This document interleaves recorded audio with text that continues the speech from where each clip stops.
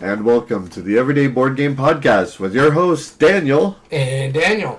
Daniel, we have some brand new music that's coming up pretty soon. You probably already heard it. You probably already heard it. And that's because this is our new segment. This is our second episode of this new segment, I believe. This is our Board Game Brainstorm episode. Yep. Where we take and break down the idea of one specific game by all 5 of our criteria. From top 8 debates, which we'll go into more detail in a bit, and make recommendations based on that. So again, this is our new segment. We do have a rule that we mentioned on the last episode, but Sure. we're going to remind you. The games that we talk about are at minimum 10 years old. Yes, that's true. Yeah, and so we pick at least 10-year-old games, ones that are pretty much in the zeitgeist of board gaming. Mm-hmm. You know, we try to find some that everyone more or less knows or is pretty familiar with if you're into gaming somewhat, or at least has heard of, and then we give recommendations based on the game. And then also, our first episode was based off of, it's been a while if you listened to it, based off Klaus Teuber's Catan, because we were celebrating Klaus Teuber at the time. That's right. And so this episode, we're going to be going over Pandemic, the classic cooperative game from, I think, 2004, if I'm not mistaken, which is almost 20 years old now. Wow, I didn't realize that. The main thing about Pandemic, the original is 2004. The one everybody knows basically is the 2008 edition. Right. It comes with some of the expansion stuff from the original and better artwork. Yes, better artwork, that's right. So when we're talking about, I'm going to say this up front, when we're talking about art and components, I'm talking about the second edition, the updated artwork one. Yeah, and that's what I'm doing as well. Cool. All right. This was actually a lot more difficult than I was expecting. It was. It really was. We were talking about a lot of different aspects of this. Now, I put mine together fairly recently, but it is something that I'm like, there's some... I feel like I'm going to have to justify parts of my list, or parts of my recommendations. Yeah, well, there is going to have to be some justification. I will tell you, pretty much my list, I mainly went off the co-op aspect of it. Okay. Because I think I thought about that. If you want to work together as a team, these games are what's going to give you the feel that Pandemic gives you when you're working as a team. Absolutely. Cool. Awesome. But before that being said, what have you been doing outside of gaming? Oh, man. Okay. So, and this always throws me off because I don't talk about my not gaming that often. Yep. But I have been, I'm a man of very ambitious projects. Mm-hmm. And, like some of my favorite projects. I was wondering if you're going to mention this. Yeah, I have to, because like I said, I do a lot of I set some pretty high goals for myself, and I just do it. If you listen to our goals list for this year, and one of the things that I did before is I listened to Rolling Stone's top 100 greatest albums of all time. And I listened to all 100. Now, granted, the list was 500, but 100 is... Don't complain about 100 albums. Yes. And some of them were like compilation albums, which I have an argument against. Yeah, I don't... Well, it depends. Like, some compilation albums are really good. I love the Forrest Gump soundtrack. Sure, yeah, but I mean, like, they weren't designed as albums. You know what I mean? They weren't. Like, well, I do have Forrest Gump on vinyl, so... No, the term... album, I mean as the selection and arrangement of songs made by the artist. Yeah, I get you on that. Not printed on vinyl. Yeah. Right. But, no, I know, whether it's on vinyl or not. But it's like, oh, it's the best of this artist. It's like, that's cool. I want to hear their album. You said greatest albums, not just... that you can't count it as an album if it's just a collection of a really great artist. To an extent on that, because the CCR revival, CCR greatest hit album is one of my favorites. It's a great album. Yeah, and I like it too. But again, it's not how it was supposed to be intended. That's not how I see that. But anyway, that's a minor complaint. Yeah. So this most recent project, I was like, okay, I want something to listen to some new music, and I started thinking of one of my favorite bands of all time is Harvey Danger.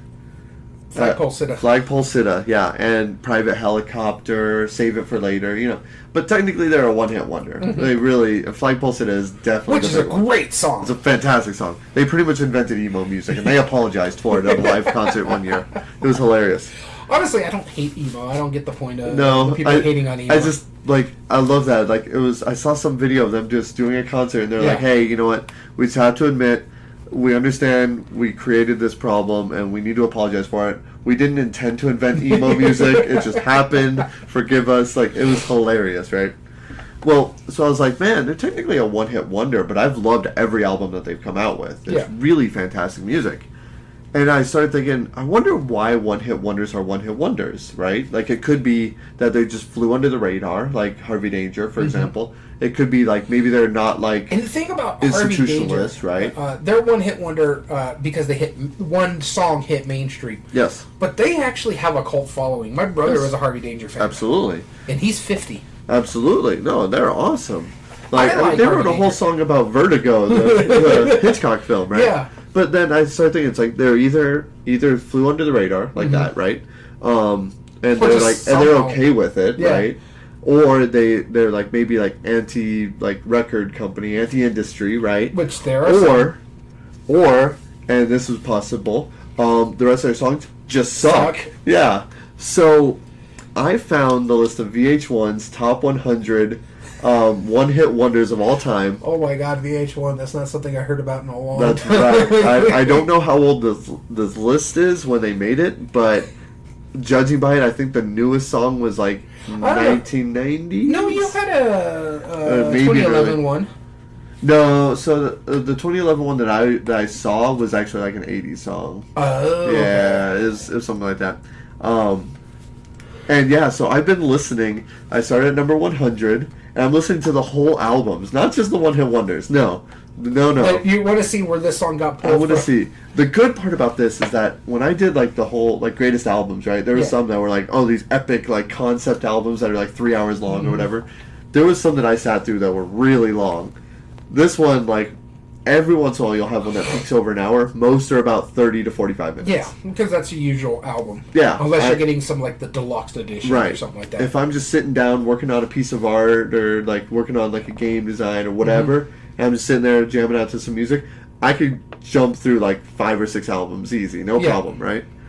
And some of them have been pretty cool. Like, I'm going to pull my list. I've listened to 35 so far. 4 Non-Blondes, I think is what you're... 4 Non-Blondes, yes. Who did the...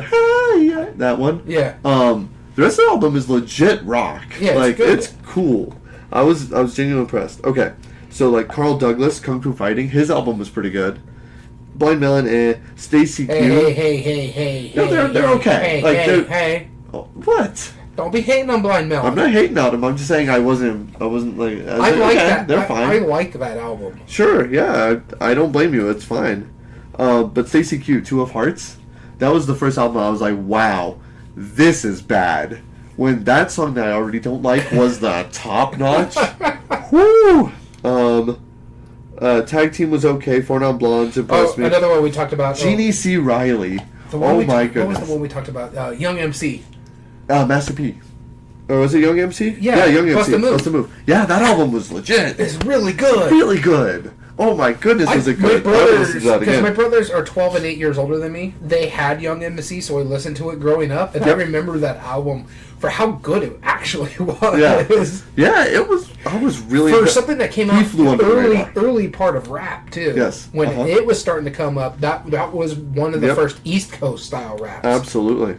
Another one that's worth pointing out, Jeannie C. Riley. Okay. She made Harper Valley PTA, and she made a song. Yeah. She made a song called Mr. Harper, and it's this song where she's basically talking to Mr. Harper. He's like the head guy of the city, right? Okay. And he's basically... So he's the mayor. Yeah, pretty much. And she's... Well, he's like the businessman. He's like the main guy. Oh, so he's the Marcy Dickerson of our... he's the one who came up... Or he's the reason it's called Harper Valley, right? Yeah, okay. Mr. Harper. Yeah. And so it's her talking about how he's just a terrible human being.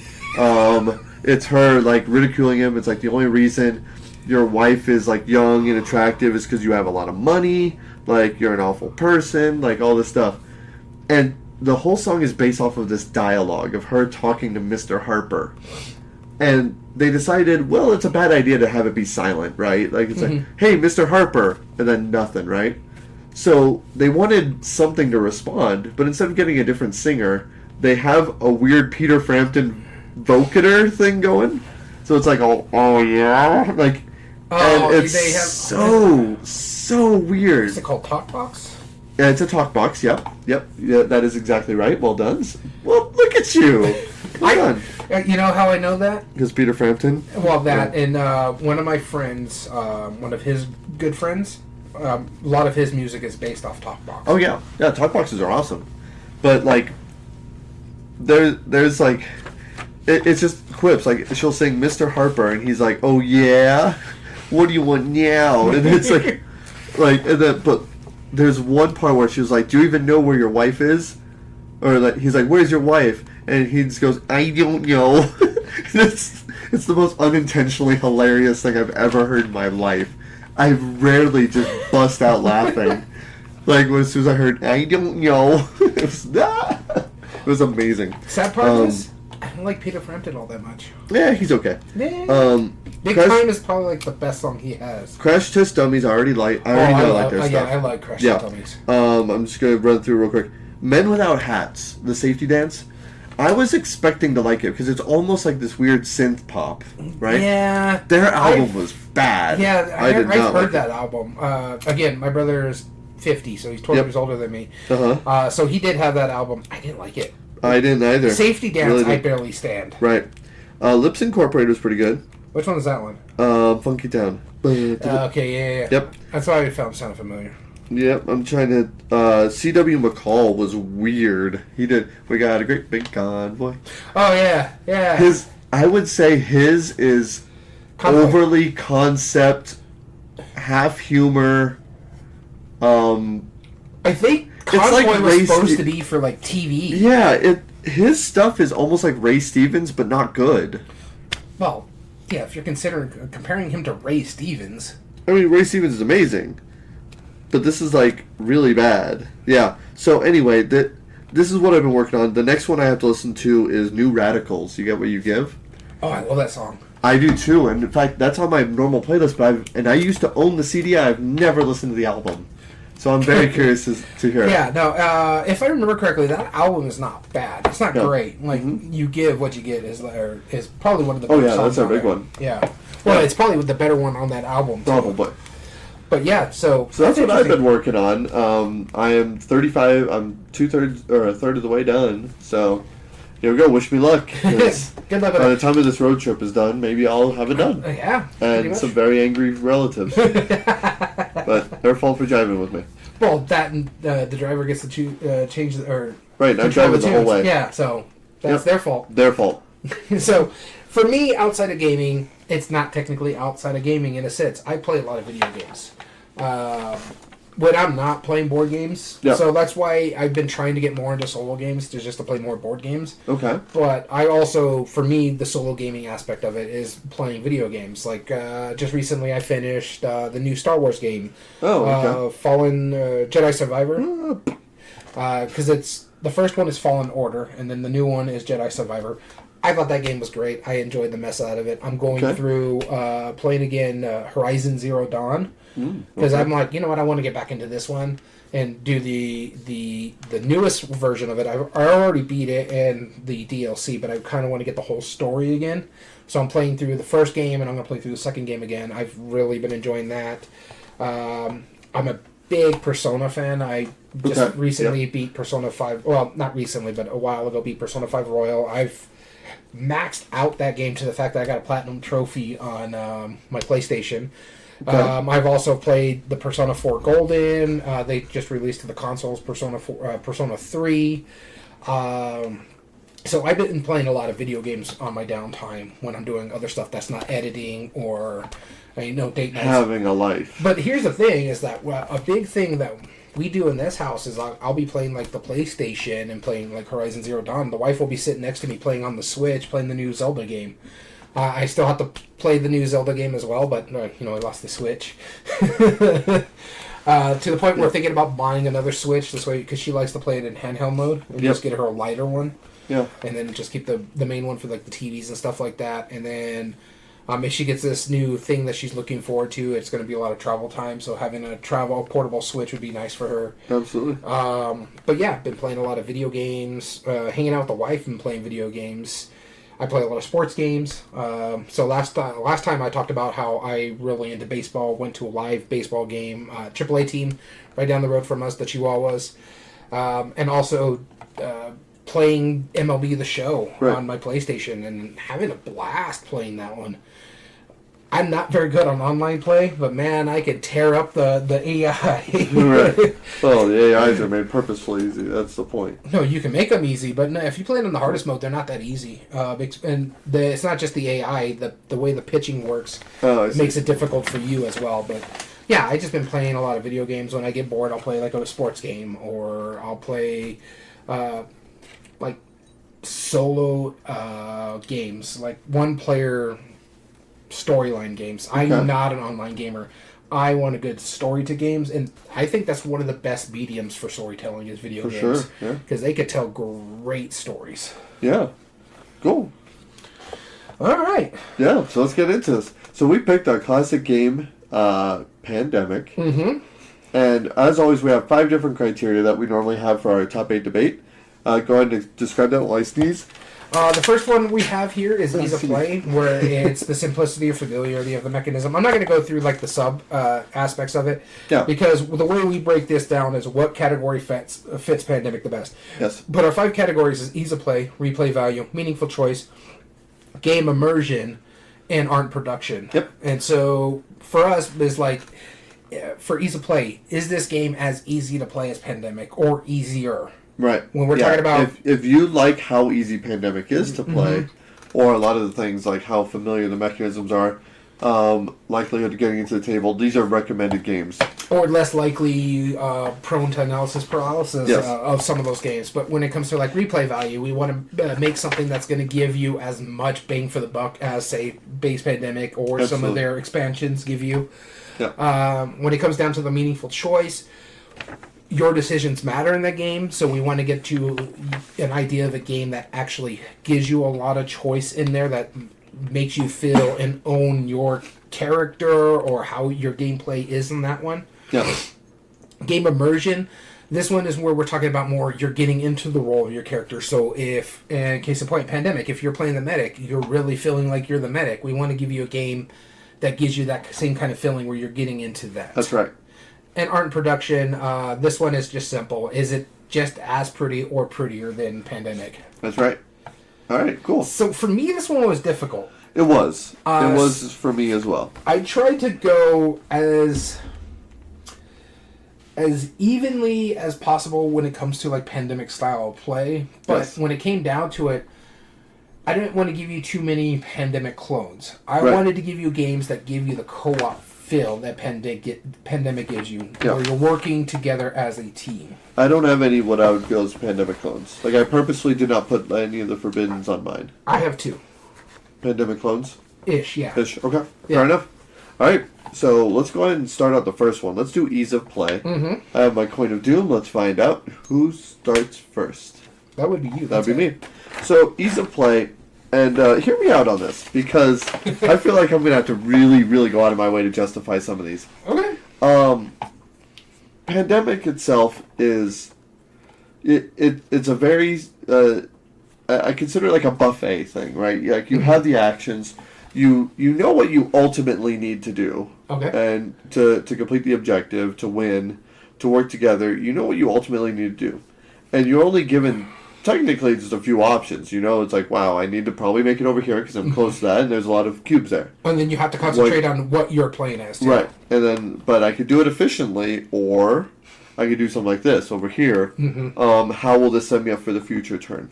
Exactly. And I wanted to find a game that I felt like would give you effectively just like one choice, and then a lot of openness on how you respond to that choice. Okay. So I went with Tiny Towns. I can see that. Yeah. Doesn't really give you very that different co-op feel. No, it definitely doesn't. But for ease of play, I feel it's one of those things where it's like it gives you effectively one option, one thing you need to do, and you just need to place that cube somewhere. And you have to be efficient about it. And you need to be efficient. You need to plan long term. You need to think about the steps you're going to take in order to get to that point of where you can maximize potential. Okay. Based on the shortcomings you have right now. And that's where I kind of went with it. It's a very easy game. Pandemic is not difficult. The benefit that Pandemic has is that it's cooperative, but this is multiplayer bingo, really. Mm-hmm. Or multiplayer solitaire. Yeah. And so you have those options, but still, that's what happens. Okay. So I chose Tiny Towns for that reason. I feel like those are very similar flavors and similar weights. All right. So I'm going to clarify something on mine. Yes. All mine are co-ops. Okay. Like I said, I went the co-op route. Where how it's going to fit. 2 of mine are. Okay. So my first one here, the ease of play one, is one of the clones, and this is Horrified. Okay. And honestly, I called it Pandemic Light when we first played this game because it's you do some stuff and then bad things happen. Yep. Basically, Pandemic as an aspect of it. And the reason why I went Horrified is because you got 2 flavors for this game. You have the American monsters, so you have like the Universal monster movies, Dracula, Frankenstein, Bride of Frankenstein, stuff like that. You also have if you're not into those kind of monsters, you also have the urban legends ones where you have the Jersey Devil and stuff like that. Mm-hmm. And it's very simple. You take a set of actions, mainly pick up and deliver certain things to other places, but also rescue villagers, making sure the town isn't overrun by the creatures and stuff like that. Yeah. And then after your turn is done, a bad thing happens. You're flipping a card, and it's seeding the board, or the monsters are attacking. There's different stuff that's going on. It gives me a great Pandemic feel. It's more family-friendly and lighthearted than, say, Pandemic. Sure. I think it's just as simple to play as Pandemic, if not simpler, because with Pandemic, you're drawing Alpha 2 decks to do bad things, where this one, you're just drawing 1 card and you're rolling a die. Yep. Fair enough. But for me, it's Horrified. Cool. Awesome. All right. So we go on to replay value? Replay value, flip the coin. All right. Here we go. So me, replay value.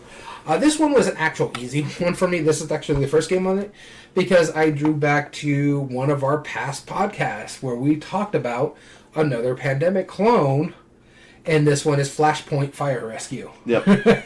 I'm like, you know what? We talked about it. We had it in there. There's a reason why it's compared to Pandemic. And it's going to give you the same kind of replay value as Pandemic. It's got almost as many of the same expansions. I think there's 2 or 3. Yep. Pandemic's 2 expansions? Pandemic has 3. 3, okay, yeah. Yes. And I know for sure there's 2 or 3 for Fire Rescue. Mm-hmm. If you're not, especially after us just going through a pandemic, if you're not feeling the whole pandemic part of gaming anymore, who knew? The Flashpoint allows you to play as a firefighter, so the theme is different. It's the same thing. You're doing a certain amount of actions, and then bad stuff's happening, whether it's the spreading of the fire or the fire spreading and making an explosion happening, and you're trying to save as many people out of a burning building as you possibly can. So for me, this one was very simple because it's already compared to Pandemic a lot, and it's because for a reason. Yes. It's just depending on the flavor that you want to play, and so for me, this is the replay value one. Okay.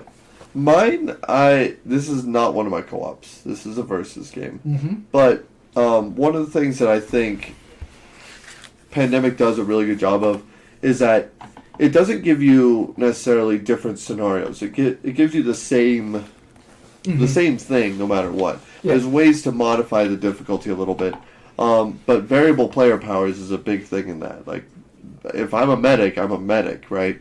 And in other games like this, I want there to be a simple mechanism, but I want myself to feel different than the other players and feel like an asset if I was working cooperatively. But if I'm working against each other, I want to feel like I'm unique in my own way. Okay. And then on top of that, the variability in Pandemic is how the cards come out, mm-hmm. how they feel. You effectively know what you're dealing with, but you don't know how it's going to come out and how you're going to have to respond to it. Yeah. So I picked a very different game that still falls in line with all that, and that's Bullet. Okay, I can see that. Right. And technically, Bullet is a co-op. There is a co-op version, mm-hmm. but the base is versus. Yeah. And knowing when to use your abilities, knowing how to respond to all the stuff that's coming up and react in a timely manner is huge. I mean, that's real time versus, time as far as game setting. Yeah. But I feel like they have the same replay value as far as you'll play it the same amount of time. It plays the same number of players. It scales pretty decently. I don't know about that because both can actually play pretty quickly. They both can, yeah. Pandemic if you don't play it well, it'll be very quick for both games. Well, if you shuffle the deck in Pandemic, it's not going to be quick. Oh yeah, it'll be. And it's not going to be very long. quick. Yeah, yeah. But you see what I mean? Like, it's hard for me to justify, but I feel like I feel like those are two games that I'd play back to back because I'm like, yeah, if one hits with the other group, or one group, if I want to play a different flavor game, but like same replay value, I feel I can keep coming back to. All right, my Pandemic clones are done now. Well, that was easy. All right, meaningful choice now. Yeah, this one. Right. This one's a big one. This one was a little difficult for me. Okay. To you? Now, this one is one of my co-ops. Okay. Meaningful choice. There is a lot of meaningful choice in Pandemic. But sometimes you just have to deal with the cards you get and the situation that arises. And you never feel like you have enough time to do everything you want to do. That's one of the best tensions of that is how it's the law of efficiency. How do I provide the best support for my team with the least amount of actual effort, right?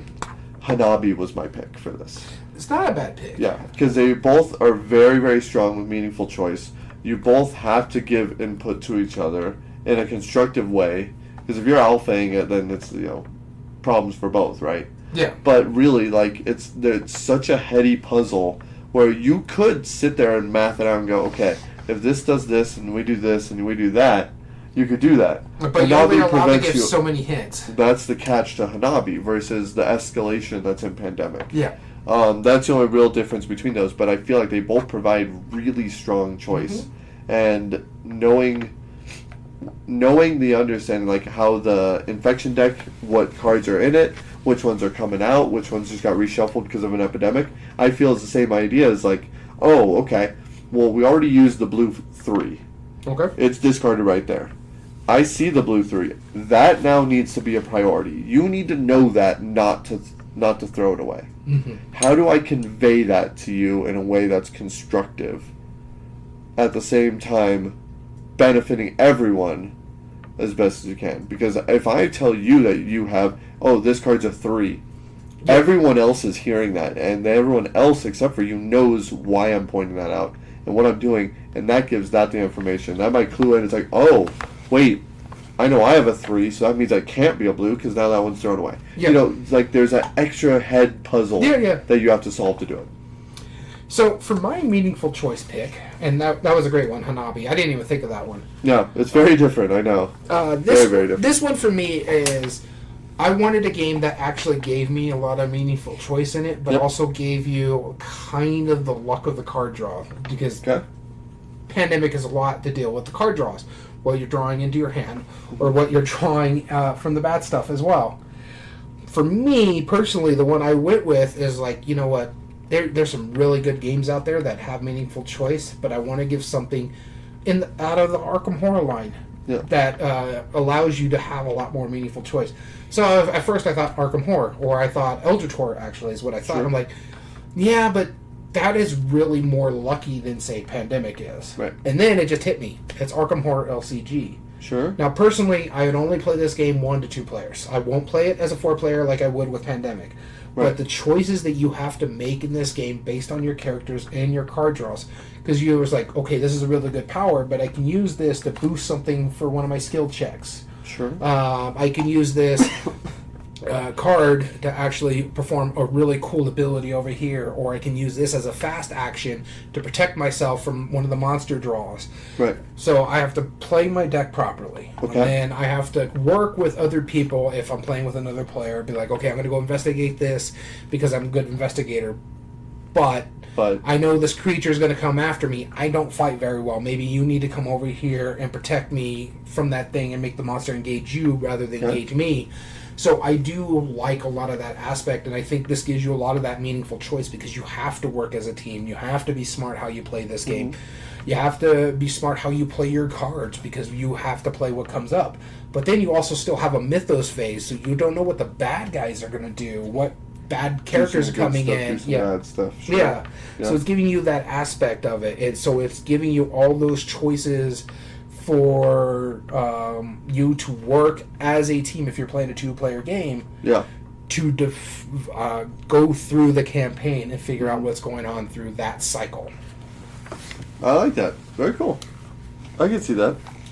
All right. Game immersion or art and production? Game immersion. Game immersion. All right. Oh, to me. So this one's all about how you feel while playing the game.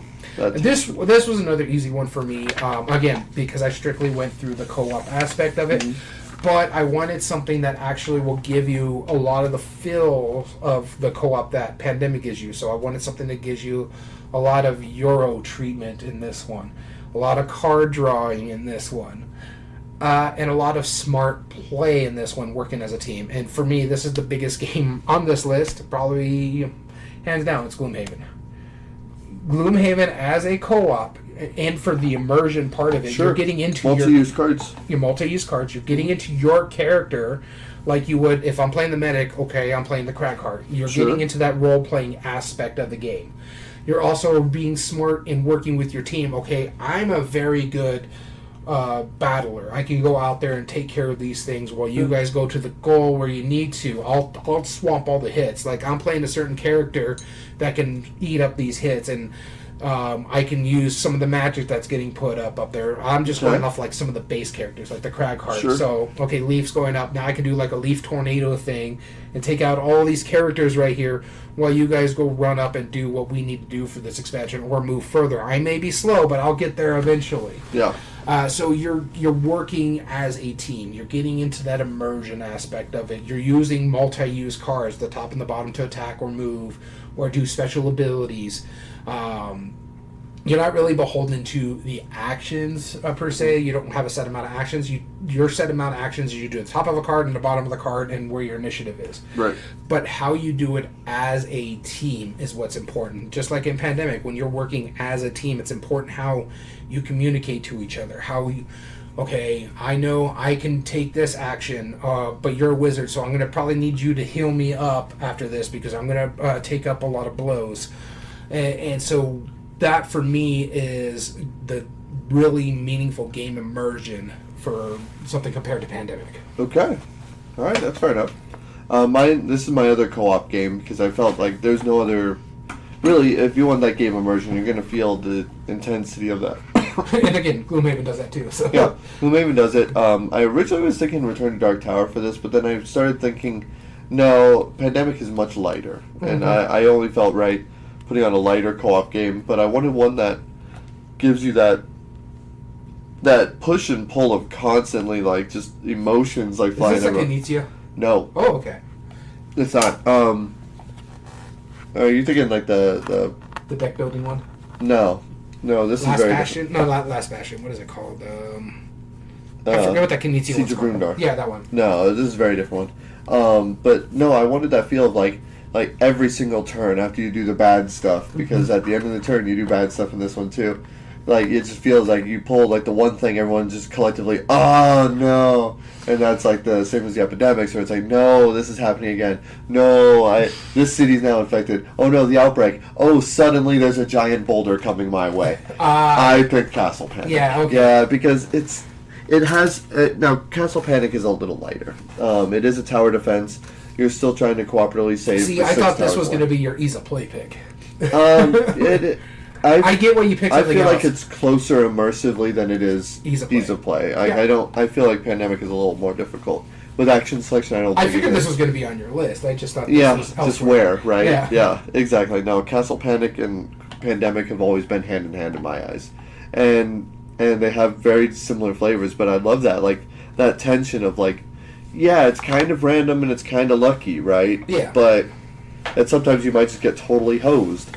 But sometimes you'll be like, you'll get that really clever play where you're like, all right, we got to trade this. Let's focus on this guy right now. Yeah. Instead of like doing a bunch of damage everywhere and then having all of our walls die right now, let's focus on killing half of these guys instead, and then just let those ones, and we'll see if we can catch up in time to deal with them. Yep. Like, that's such a cool give and take that it's like, well, I can play on this side of the board, I can play on these rings, and one of the things is like, in Pandemic, you have, if I'm in North America and we have problems in like Australia, right? Yeah. That's not super easy to get. Well, I guess that's a bad example. Middle East, right? Yeah. That's not super easy for me to get to conveniently.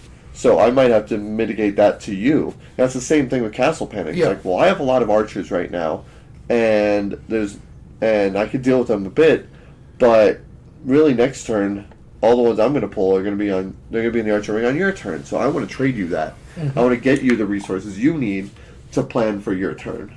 Okay. And I love that part. No, I don't disagree with you. I think this is a good pick. Like I said, I knew this was going to be on your thing. I just didn't know where. And I think the last one's going to surprise you. The last one's going to surprise you because it's probably by far my biggest stretch. All right. Art and production. Same here. All right. Starting with me. Yep. That's me. So for the biggest stretch here, I went with something that's a co-op and it is very pretty. Now, I kind of thought of Return to Dark Tower. Okay. But I also wanted to do something that was just as simplistic as Pandemic can be. Mm-hmm. So I ended up going with Marvel United or X-Men United. Okay. So it's again, you play your cards out, you're working as a team, you're trying to beat up the big bad, trying to make sure you're not losing locations. As you're going into more of the expansions, it gets heavier as a game. Okay. So some of the, like when you're fighting the Sentinels, you have some of the Sentinels are hunting you on the X-Men United one if you're doing Days of Futures Past. But just base X-Men United, base Marvel United, it's a very simple game. It's got some great artwork. It's got some beautiful minis in there. I wish I could paint because I would have a lot of these painted up. But it is, in essence, what Pandemic is doing. You're working as a team. You're trying to use smart card play to effectively beat whatever the big bad is, whether it's the diseases or Magneto. Right. So it just all depends on how you're doing it. And so that's why I went to Marvel United. It's one of the prettiest games out there. I like the way the card play works because it's basically you're telling a comic book storyboard. Yeah. I thought that was an interesting concept. I do really enjoy a lot of the working together as a team. So in one of the newest Kickstarters, they actually have team-based decks that you can start adding into the game itself. So if you're playing all the Avengers, or if you're playing X-Men Blue Team or Gold Team, they'll have specific cards based on those players. So I think it's interesting what they're doing with this game, as well as just the base games by themselves. Okay. Mine's probably the biggest stretch, even than that. So I went pretty literal. I was like, what does Pandemic have? It has a board, and this game has boards too. They're more or less functional. Like, they look kind of futuristic, kind of, right? A little bit. A lot of cards that very good icons. You know exactly what they mean. You know what they're used for. Not necessarily amazing. I don't think the art's all that great, honestly. In Pandemic, but it's fine. Like the event cards, the newer Pandemic has better art. It does. Like to the characters are where the good art is, right? But like the events, it's just like an icon, basically. Right? It's like a vector graphic. That's I get that. Yeah. So it's like okay, so the art on it doesn't need to be that great, but the card needs to be functionally solid, right? And then I thought clear cubes. Okay. And so that's why I went with Space Base. Because it has all of the same components. Yeah. It's fine. It's fine. Yeah, the art's fine. Clear cubes. It has the boards that are functional. This is a stretch. It really is a stretch.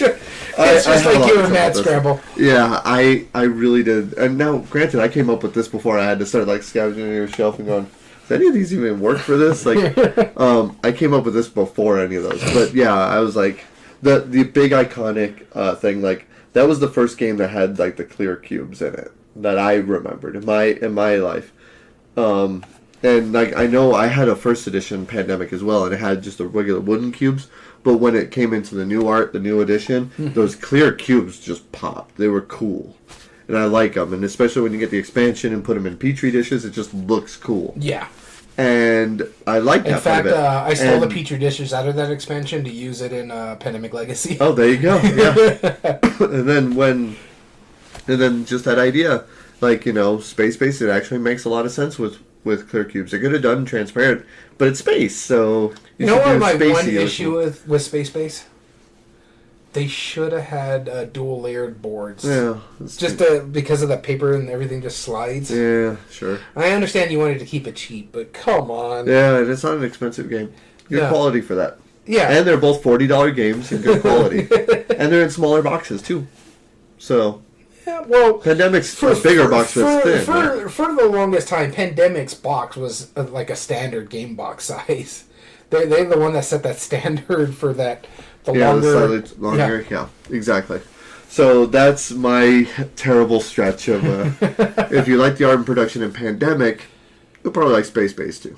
That's why you didn't give me a lot of grief for Marvel United. No, I didn't. I was like, there's not any criticism I can give you that you can't just shoot right back to me once you hear it.